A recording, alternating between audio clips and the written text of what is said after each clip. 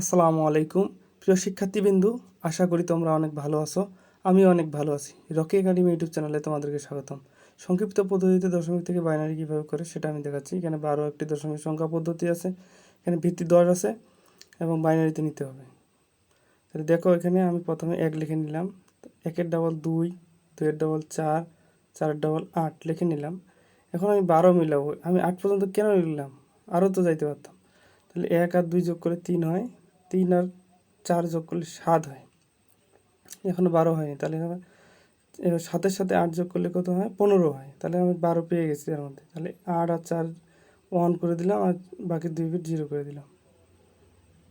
তাহলে এখানে বাইনারি সমতুল্য মান পাইলাম 1100।